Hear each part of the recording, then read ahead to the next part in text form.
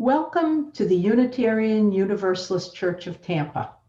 I'm Jay Courtwright, your worship associate for our Sunday, January 31st, 2021 virtual service. We're pleased and excited to report that little by little, members and friends of this congregation are receiving COVID-19 vaccinations. But until many of us are vaccinated, we will continue our virtual services and are glad you've chosen to join us online when the Spirit moves you. If you've tuned in on a Sunday morning and would like to join the Zoom coffee time at 11:30 a.m., you can find the Zoom link at uutampa.org under the calendar tab. And since today is the last Sunday of the month, our Zoom coffee time will also include our monthly conversation with the Board of Trustees. Good morning and welcome. Before we begin our service, let us take a moment to share in our stone ritual. I place a stone for our joys.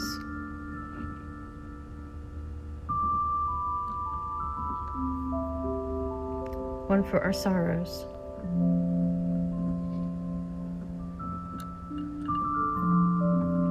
And one for our intentions for the coming week.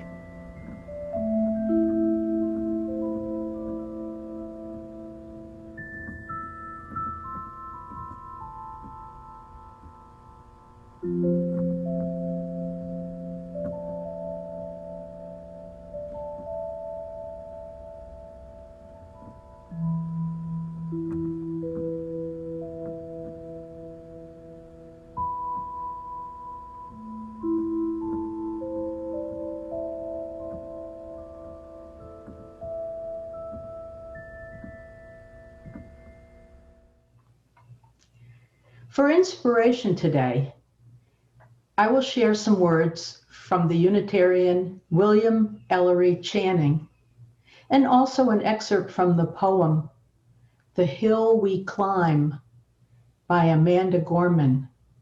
Ms. Gorman read her poem in its entirety at the recent presidential inauguration. From William Ellery Channing. There are seasons in human affairs of inward and outward revolution, when new depths seem to be broken up in the soul, when new wants are unfolded in multitudes, and a new and undefined good is thirsted for. There are periods when to dare is the highest wisdom. Now from The Hill We Climb by Amanda Gorman. And so we lift our gazes not to what stands between us, but what stands before us. We close the divide because we know to put our future first, we must first put our differences aside. We lay down our arms so we can reach out our arms to one another. Let the globe, if nothing else, say this is true, that even as we grieved, we grew, that even as we hurt, we hoped, that even as we tried, that even as we tired, we tried, that we'll forever be tied together victorious. Not because we will never again know defeat, but because we will never again sow division. When day comes, we step out of the shade, aflame and unafraid. The new dawn blooms as we free it, for there is always light. If only we're brave enough to see it, if only we're brave enough to be it. I'm pleased to introduce our special guests today, Susan Cerulean and Becky Reardon. Susan Cerulean is a writer, naturalist, and activist based in Tallahassee and Indian Pass, Florida. Her award-winning nature memoir, Coming to Pass, Florida's Coastal Islands in a Gulf of Change, was published in 2015 by University of Georgia Press. Tracking Desire, A Journey After Swallow-Tailed Kites, published by University of Georgia Press in 2006, was named an Editor's Choice an Editor's Choice title by Audubon Magazine.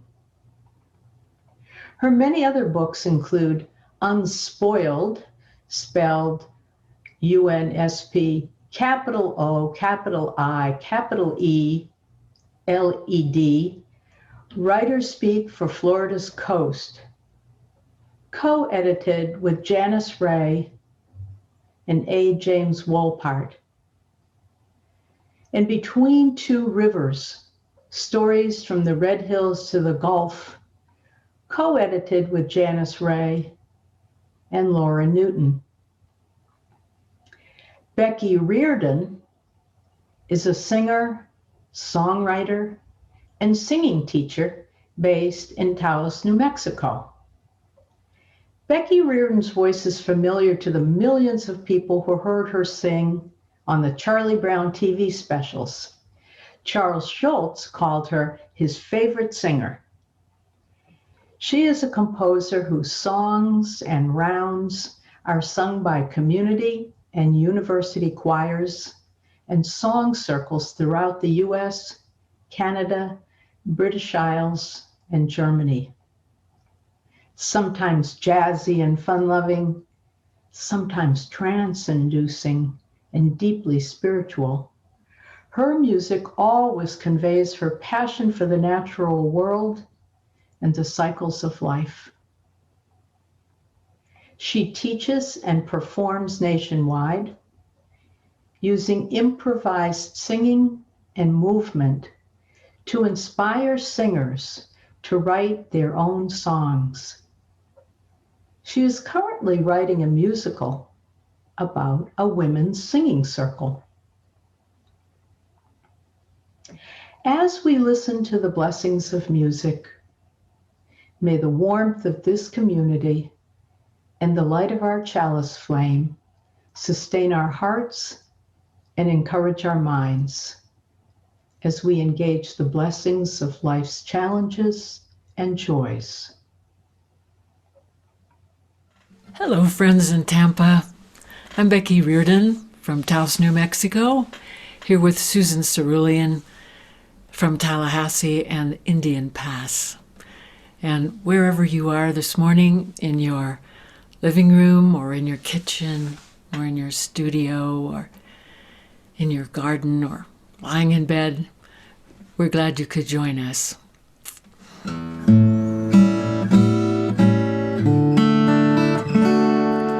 Here in the mystery of this place we stand. Here we stand together, witnessing the work of our hearts and hands. Here we stand together. May angels bless this place. May hearts find rest and grace. May love surround this place forever. Here in the mystery of this place we stand. Here we stand together, witnessing the work of our hearts and hands. Here we stand together. May angels bless this place. May hearts find rest and grace. May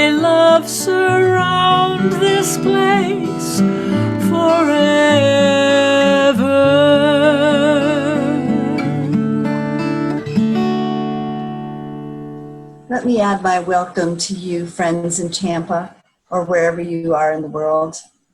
And wherever you are, this is the perfect moment to celebrate wild birds and their cycles and to dedicate ourselves to their protection. On the west coast of Florida, migratory birds are enjoying the oyster reefs and the offshore islands and parks and the abundant berries offered in the winter.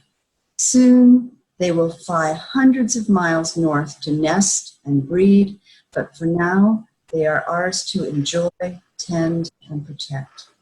We are here to honor those sacred beings and to uplift our commitment to their deserved protections as fellow creatures on this earth. We especially dedicate our words and our songs today to our nominated Secretary of the Interior, Deb Haaland, whose job it will be to reinstate the protective legislations so wrongly removed from our birds. Part 1, First Birds. When I was a child, my encounters with wild birds were surprised, chancy, unpatterned. In kindergarten, I was taught songs about orioles and robins singing sweetly in the spring, but no one conveyed the seriousness nor the dependability of their presence. My family lived season to season, loving the natural world, but not fully aware that we were of it. We thought of the birds and the seasons and the landscape only as they affected our needs and comforts.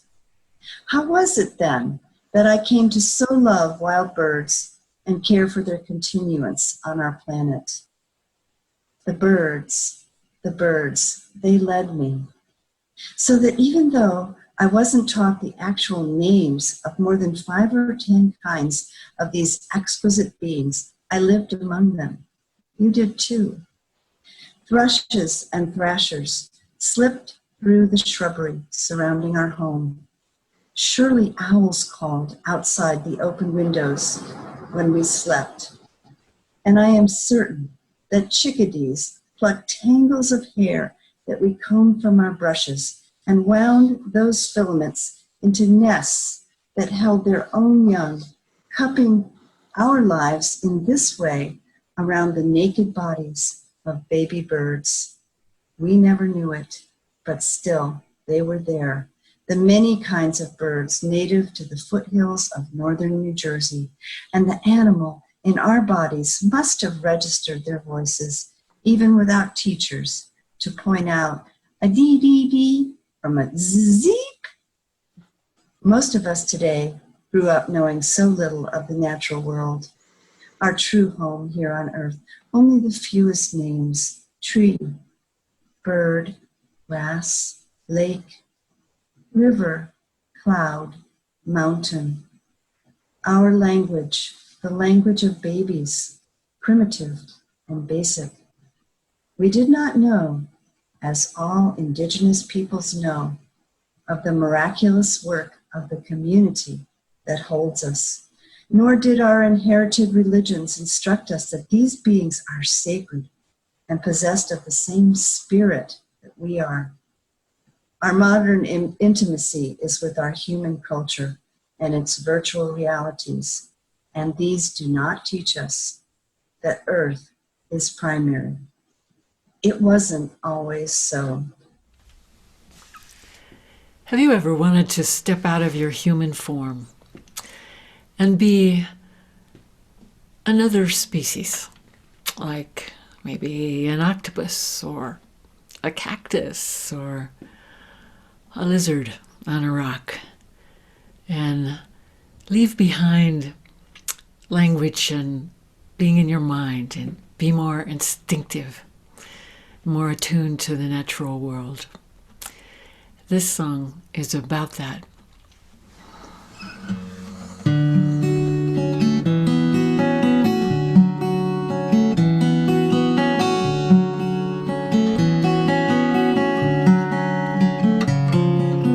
Part of me longs to live again as a hawk or a bee or a blackberry fiery bramble, like a flock of shorebirds turning round and round in an instinctive motion. I want to hear you calling me in a song that you sing through the dark blue sea. I want to find my home again by the stars, by the water flows, guided by an ancient knowing. La ro la ro la ro la ro la ro la ro la la ro la ro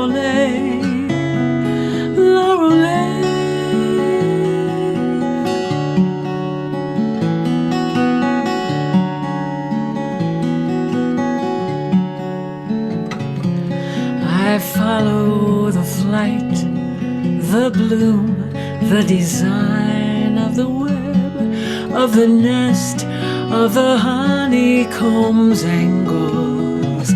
Cross the line, my human mind divides me from part of the heart of the pattern.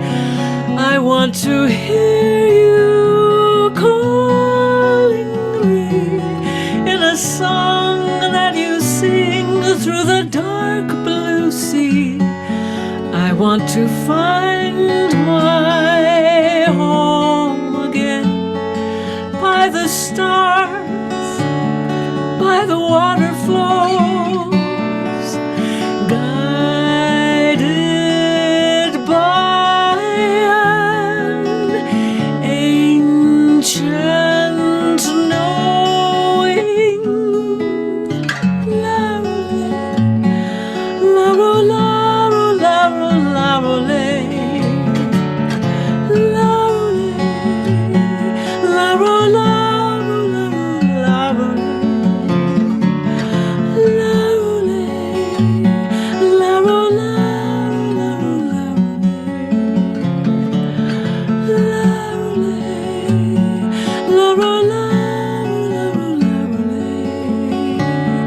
la ro le.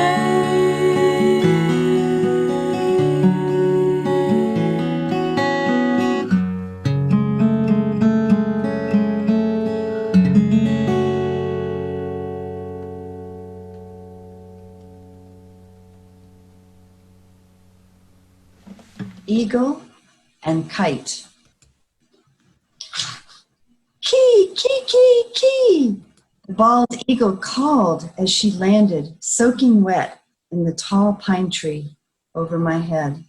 Her voice, urgent, fierce, high in pitch.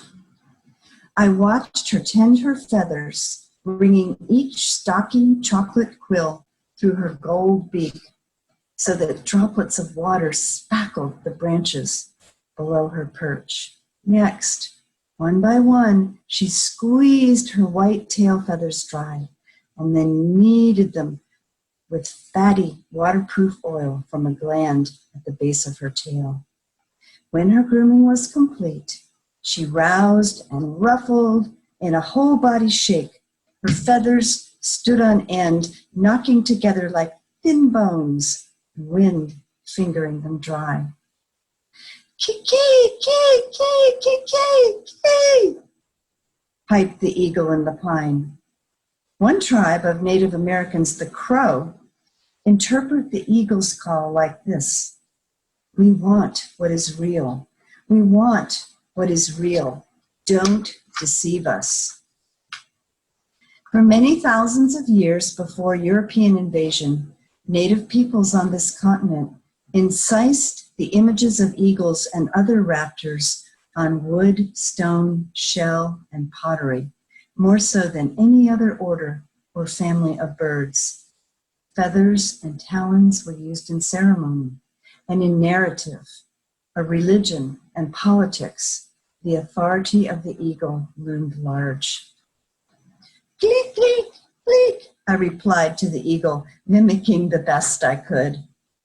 What I wanted to tell her was that I craved what was real too. 30 years ago, I took a journey after swallowtail kites.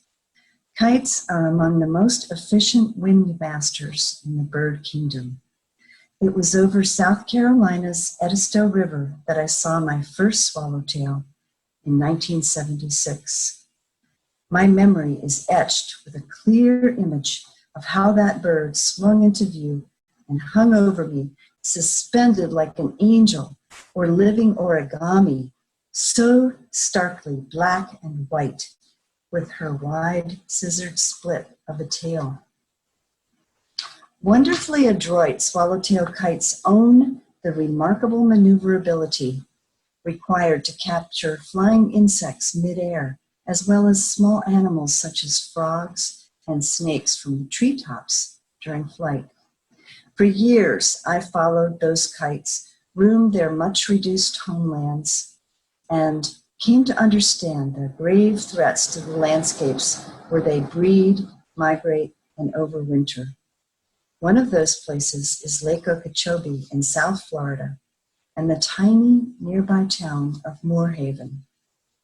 Every July and August, without fail, thousands of swallowtail kites flock there together, preparing for their migration to South America. Their communal eyes and ears tune to the food sources sharing their airspace: dragonflies, grasshoppers, and more. The day I visited Moorhaven, no one was around who didn't have to be. The town was a tatter of trailers, broken down motels, boarded up bait shops, all pressed tight against Lake Okeechobee's dike by cane fields on three sides. I passed a young woman on the white metal steps of a rusted double wide. I passed two men bent over the closed hood of a pickup truck. Right in their midst, kites zipped through the tree canopy, dipped between the rows of mobile homes and over the highway. No one noticed them at all. There should be worship happening here, I thought. Squirming lizards offered on tall prayer sticks. Kite likenesses throughout the town. In an earlier time, surely the local peoples noted the return of the kites year after year after year. Can you imagine? A child runs in from a dugout canoe from the floodplain of the Great Lake, breathless, stumbling, saying, "The kites have arrived. They're here." The child would be hustled back into the heart of the camp and praised for her sharp eyes, and all the elders would prepare to honor the bird's return with prayer and special ritual and drumming. There would be those offerings of anole and snake and dragonfly on high poles or platforms around the entrances to the village, all to celebrate the birds and to invite them to bring their energy and their blessings to the native peoples who lived at this place where the sacred birds gather each summer. The wetlands are drying down and the fish are fat and concentrated in the alligator holes. This is the time of summer fire, the fulcrum between the solstice and the equinox, a hot, slow time when you might lie on your back and watch the flight of kites, one of the many natural events that allow you to mark the year's cycles on your place on the planet. But nothing like that was happening the day I visited Moorhaven. I didn't trust the kites to the misery of that small town.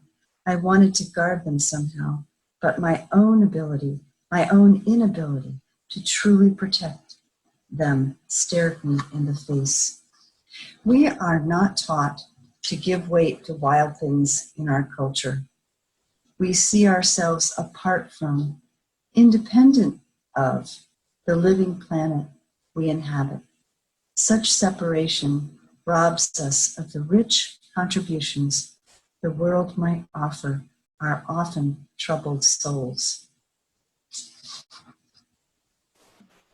I have to say, if you listening in your homes, you're in Florida, so you're closer to Sue than I am. Sue lives in Tallahassee and Indian Pass, and I live way out in New Mexico. But I've been to visit her, and I've walked the seashore with her. And if you ever got the chance to do that, you would find her the most wonderful companion in the world to be among the shorebirds with. Just say it. How did we learn as human beings? How did we learn to spin? How did we learn to weave? How did we learn to build shelter for ourselves a long, long time ago?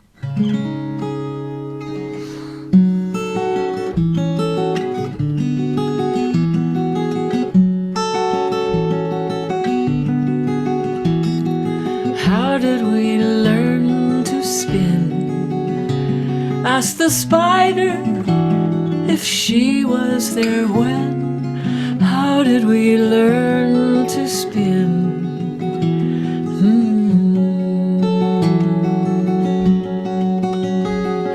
And how did we learn to sing? Ask the crickets if they know anything. Sticks and mud can make a home, but a long time ago, who would have known? Ask the birds. How did we ever learn to talk? It's a mystery, but I have a thought. Maybe little babies born with no defenses created the perfect sounds and cries for teaching their mothers what to do to keep them alive. Stay alive.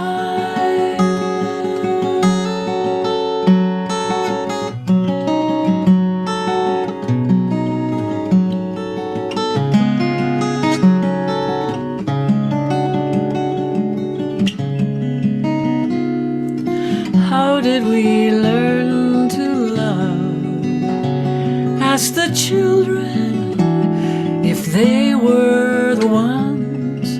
Trips and bumps can make you feel small, but a long time ago we learned how to fall like a child,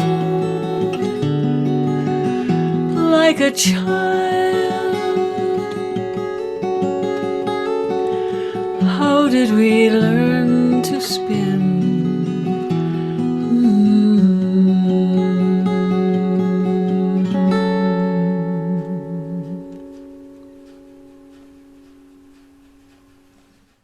I take a lot of comfort in that song, Becky, because so much has been unwoven in our world. And we have to look at that. And that's what we're going to do now for a minute. But maybe we can relearn how to weave this world whole. That's my prayer. My journeys after wild birds have led me to understand that our human species has placed the integrity of life on our tender emerald planet so greatly at risk. We stand, as Thomas Berry tells us, at the end of the Cenozoic, the great flowering age of plant and animal diversity. Human enterprise is scalding Earth's oceans and atmosphere and ripping apart the fabric of life. Earth's stable climate, her 12,000 years of tranquility, has drawn to a close because of the waste products of our industry. And coupled with climate change, we are living within a period of mass extinction. We've lost nearly 3 billion individual wild birds since 1970. And on the Christmas bird count last year, 6 million fewer birds were counted than had been counted the year before. And population loss isn't restricted to rare and threatened species like swallowtail kites, but includes many widespread and common birds. In some cases, we've lost 50 to 70% of their populations in just 4 decades. And the loss of each species, the muting of any one voice, creates a hole in Earth's possibilities. The word extinction, the concept of the annihilation of whole life forms, rarely exists in the languages of native peoples, writes Chickasaw writer Linda Hogan. Native people have always had a treaty with the land that works in both directions. In return for our sustenance, the agreement was that we would never overhunt, overfish, or poison the waters. But the settlers of North America carried no such vow across the Atlantic. Time has been tragic here for 500 years, wrote the poet Adrian Rich of our continent. Before that, the land was not tragic. It was vast, fertile, generous, dangerous, filling the needs of many forms of life. From the first invasion, the first arrogant claiming, it became a tragic land.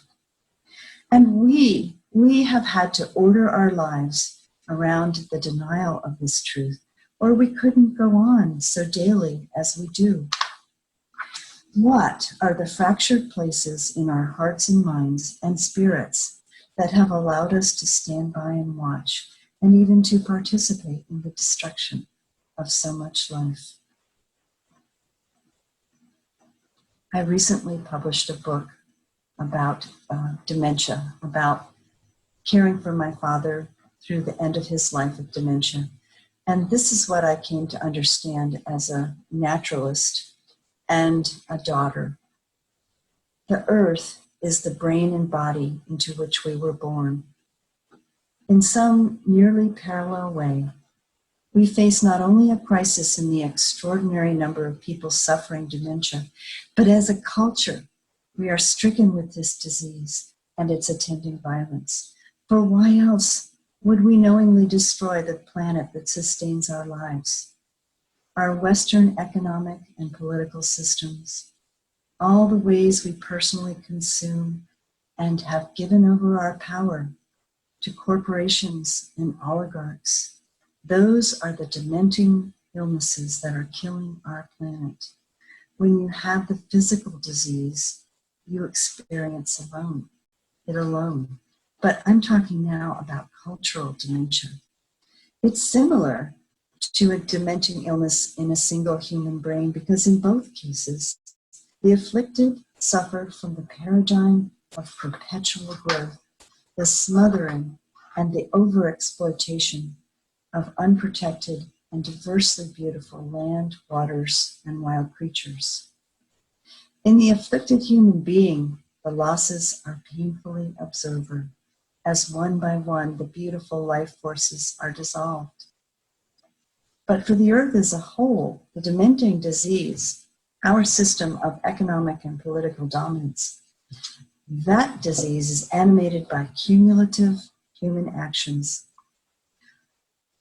Our cultural dementia has induced a climate crisis of epic proportions and the largest extinction event in 65 million years. How do we turn back from that? The Jungian scholar James Hollis wrote, "If we do not see nature as carrying divinity, we will continue to abuse her."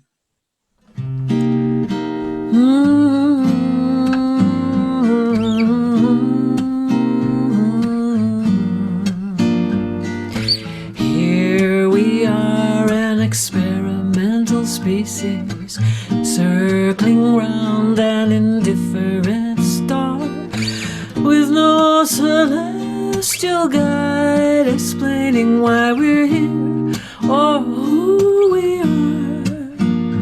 What can earthly orphans do but love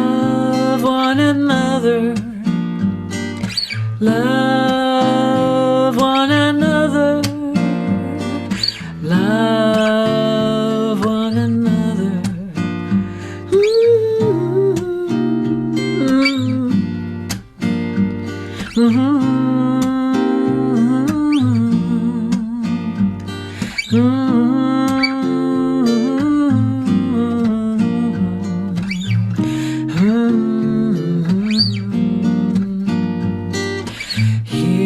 we are, an experimental species, circling round an indifferent star, with no celestial guide explaining why we're here or who we are. What can earthly orphans do but love one another? Love one another. Love one another. What can earthly orphans do but love one another? Love one another. Love one another.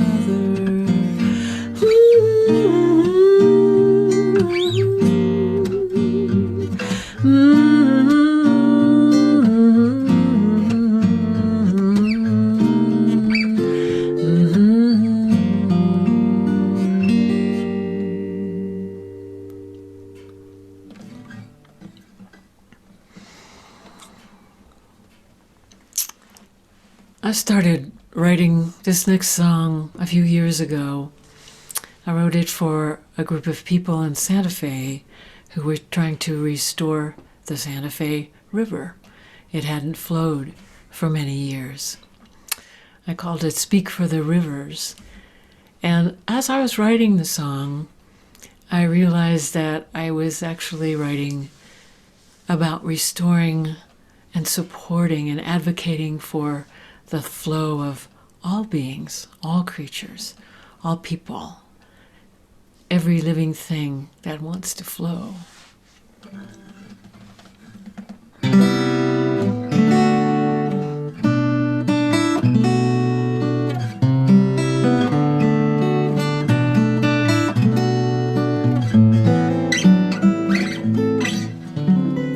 Every river wants to flow. Every river wants to reach the sea. Every river wants to swell with rain and carve new ways and spill through rocks in foamy spray. Every river wants to sing. Sing to all the wild things on its way. River songs that tell of melting snows and noisy shoals and falls from cliffs to pools below.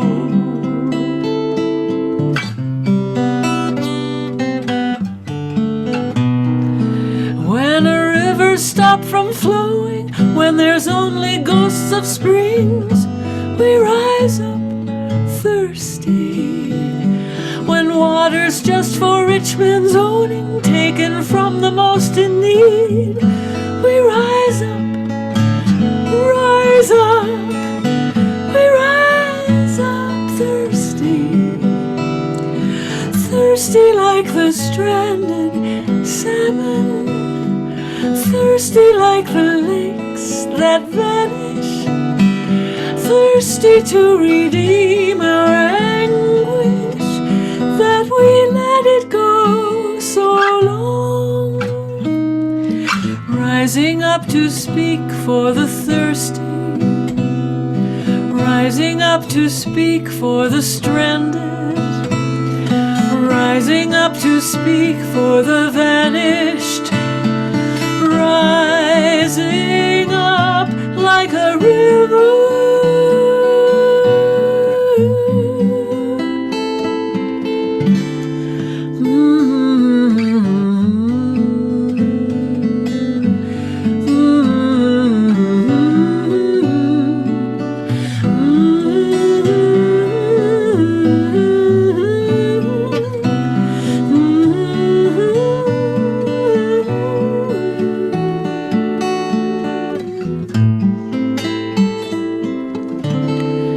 Every being wants to flow. You and I and everyone we know. All of us are children of the waters. When they are troubled, we are troubled too. And when a river's lost its voice, we can speak for the river. We can vote for the river. We will fight for the river.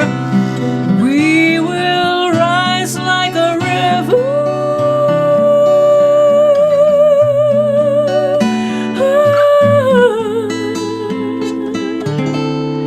Every river wants to flow.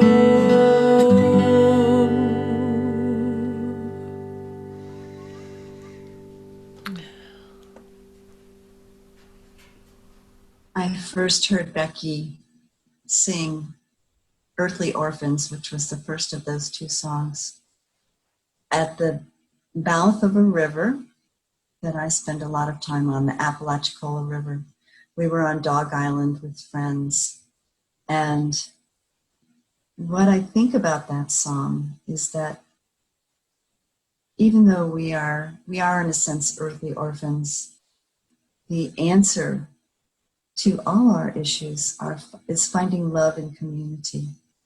And that community has to be larger than even the beloved humans in our circles. It needs to include the whole of the world, the natural world. So I'm going to share a story with you now about white pelicans and grace, also at the mouth of the same river. One quiet orange sunset, I stood with my husband Jeff on the beach at Indian Pass. The tide was so far gone, so far out, I wondered if it would ever return. But small broad combers were beginning to angle in and urge against the sandy shore. The moon-pressed gulf would have her way. Could those be white pelicans over on the point? Asked Jeff. We'd never seen them loafing over on the wildlife refuge with their smaller cousins, the brown pelicans. But there they were, undeniable, magnificent, enormous knobs of snowy white. Binoculars brought them close. 7 white pelicans standing at the water's edge, resting and adjusting their feathers. In early spring, white pelicans depart from Florida's Gulf Coast, including off the coast of Tampa, and fly in long, determined squadrons to the far west, where they will nest and rear their young. We watched these unexpected holy ones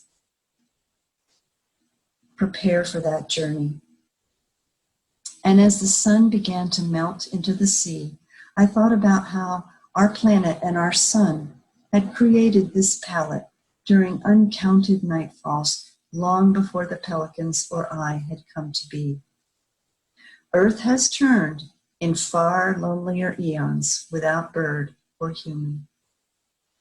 The flaming sun lit up the whole of my face. The wind lifted my hair. I closed my eyes and became simply another breathing presence on the sand. No boundaries.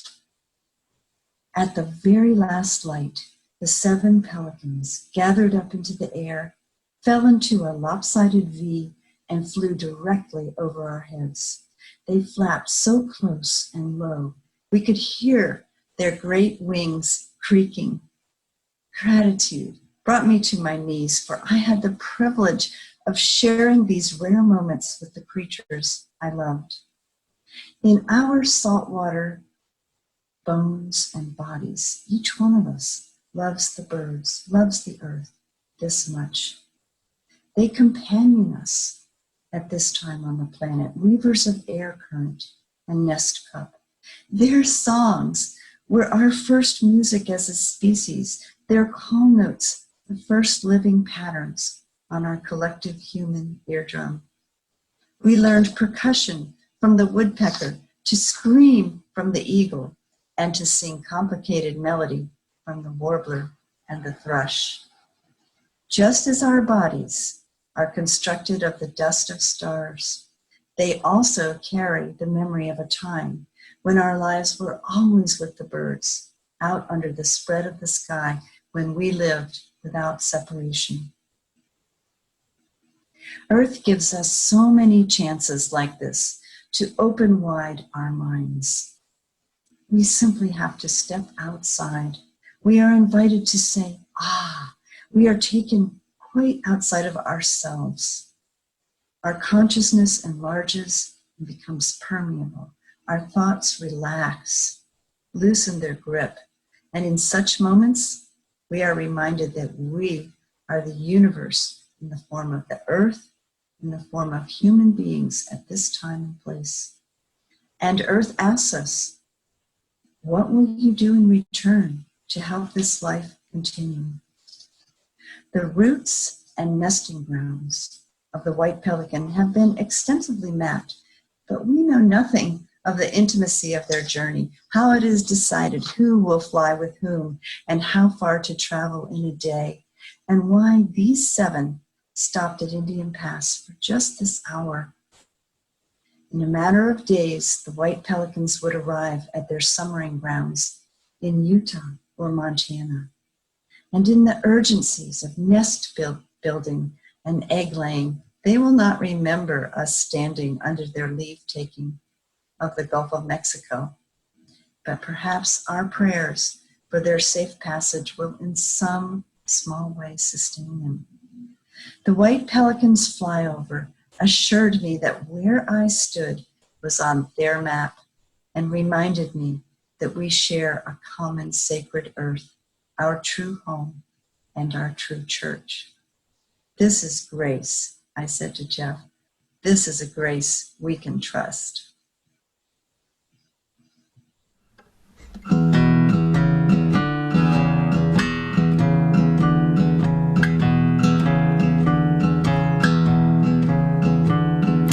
When I start to feel like I'm helpless, I go out to a mountain trail and climb way up in the rocky forest and find new strength by the pine tree chorus. And I say yes as long as my legs carry me. I say yes while I can breathe fresh air in me. I say yes, I'm gonna bless my destiny and keep on singing a rising song, and that helps for a while.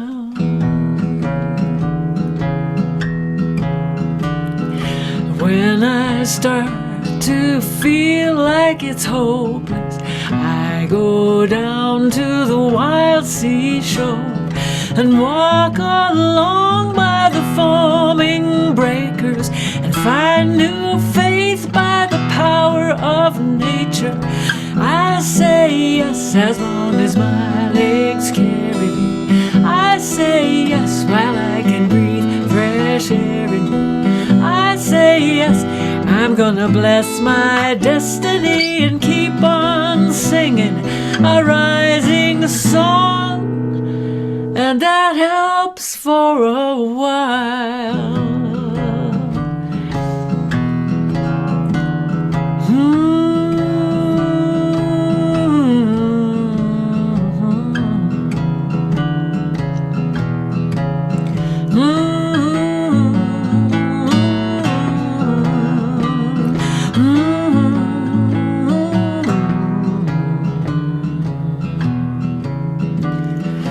When I see no end to injustice, I come down from the wilderness and make a fuss in the marble towers and raise good people to the seats of power.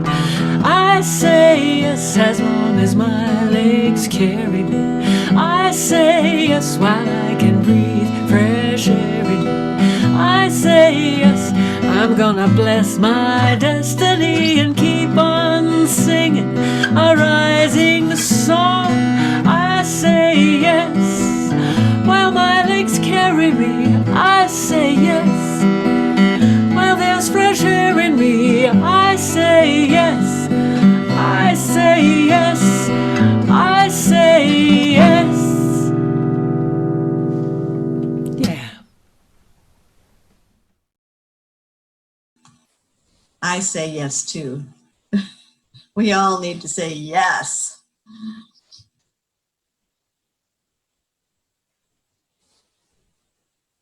People in the West are just beginning to retrieve ritual from the pits of their ancestral consciousness, writes African teacher Malidoma Somé.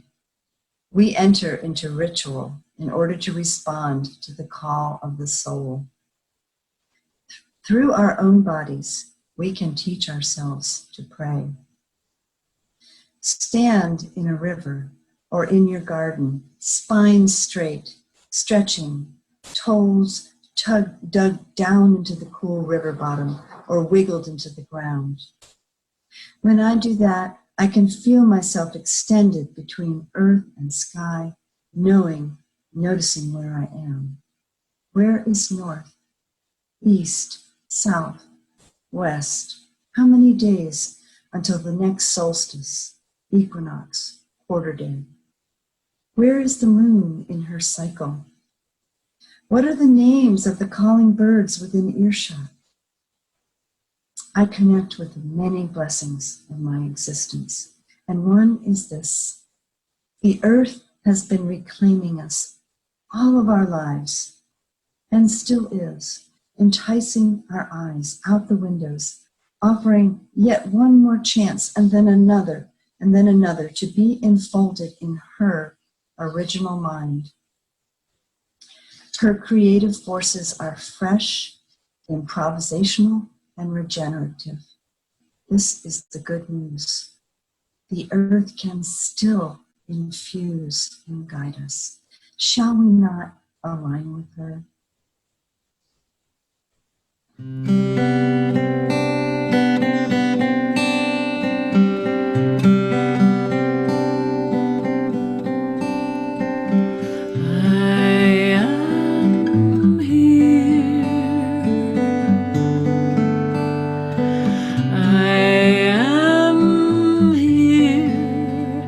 The ground is under my feet. The sun and stars are holding in the sky. And now is a prayer unfolding with no beginning and no ending.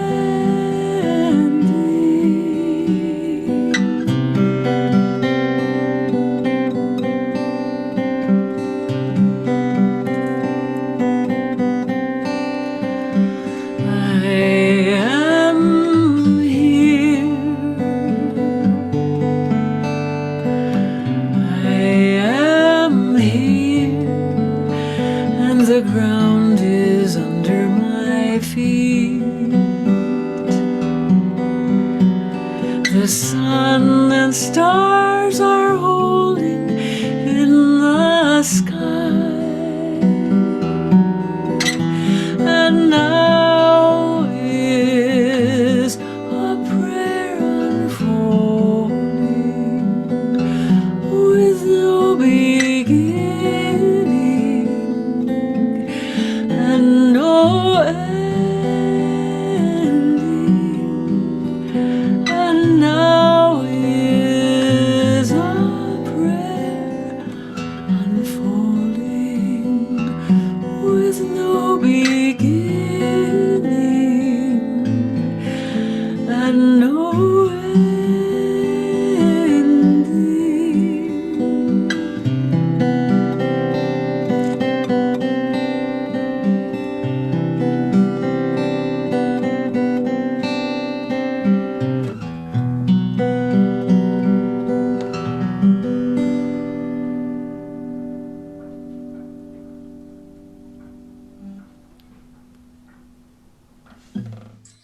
Align us, O beauteous earth, with your purposes.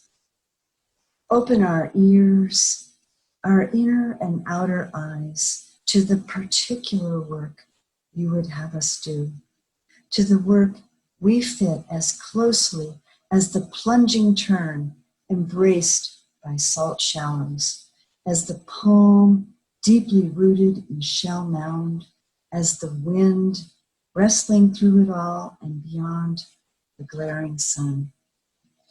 We are hungry to know what we may do. We listen and watch, we attend. Our lives are so short, our hearts so strong.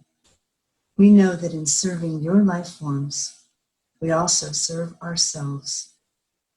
Teach us to be as persuasive as the pelican, as inevitable as the ancestor, as peaceful as the oyster, as relentless as the raptor, as relaxed as the tide, as reliable as the moon, as present as the palm to the wind.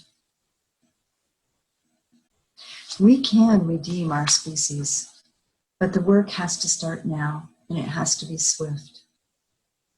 The systems of power that have done the damage will not lead, nor should they be allowed. We're on our own, but we are billions.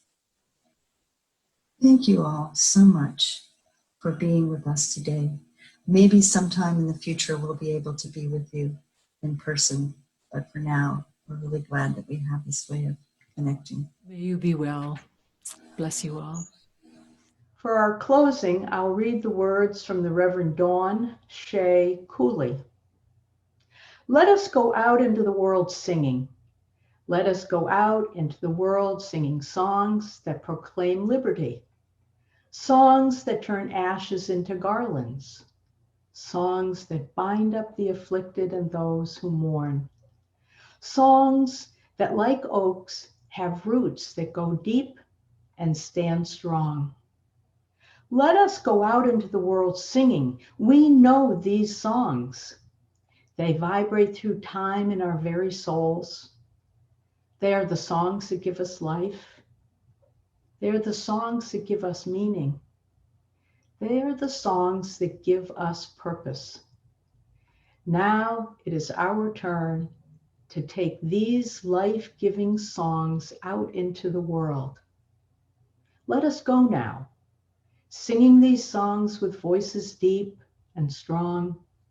And may the world join us in praise and in celebration and in love. Amen.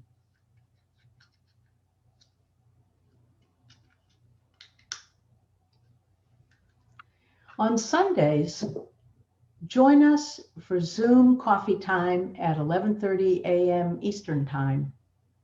You can find the Zoom link at uutampa.org under the calendar tab.